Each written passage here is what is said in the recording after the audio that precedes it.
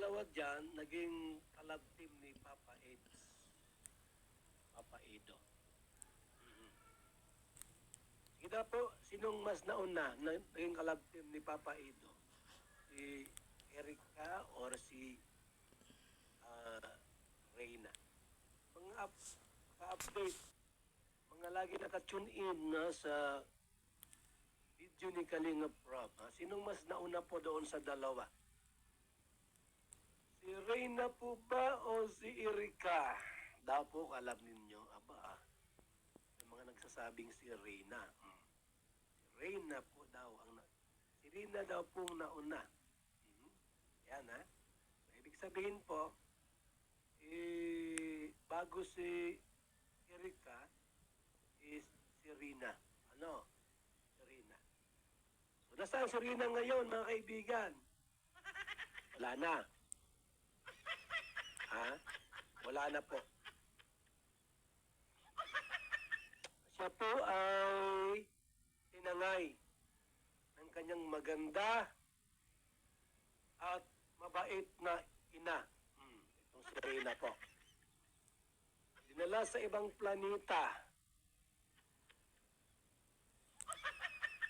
Ibig sabihin po, mga kaigsuunan, para mas maliwanag po sa ating lahat, sa loob ng halos mahigit 2 taon, nag-i-enjoy sa Kalingap itong kanyang anak at naging broadcaster pa ito sa radyo. Ha? Naging host sa Boom Radio every Sunday. Gumanda ang buhay, may taga-alaga, may nagbabantay, pinapakain ng maayos. Pag nag-birthday baga, ang sponsor, ang birthday, 3. May birthday 1, may birthday 2, may birthday 3. Kasi maraming nagmamahal. Maraming nagmamahal ay Reyna. Napansin yung ina, napansin po ng ina, abay, ang yung anak ko yumayaman.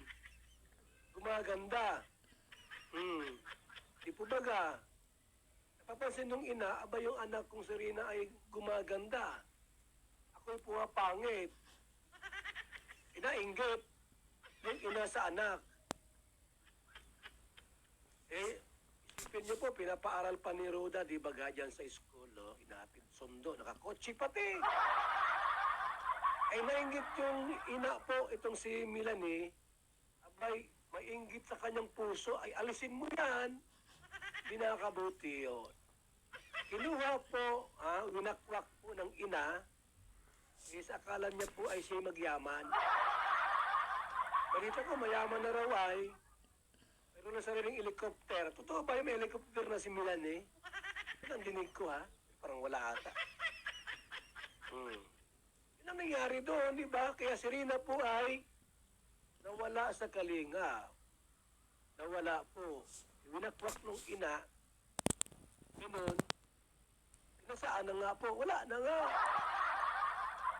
Ito namang isa. Itong si Erica, inawala din. Winakwak nung kapatid. Si Reyna, winakwak nung ina. Ito namang si Erica, winakwak ng kapatid. Nasilaw sa kwarta, sa salapi. Itong sino nga ining lalaking gwapo? Na nagwakwak din po doon sa kapatid. Limot ako, sino nga ining gwapo nagwakwak na mayaman? Nawala sa Kalingap dahil po winakwak. Yung una po, si Reyna, winakwak nung ina. Yung pangalawa, winakwak ng kapatid. Yung pangatlo, si Midit, winakwak ng sarili niya. Nagka-interest sa mga sponsor.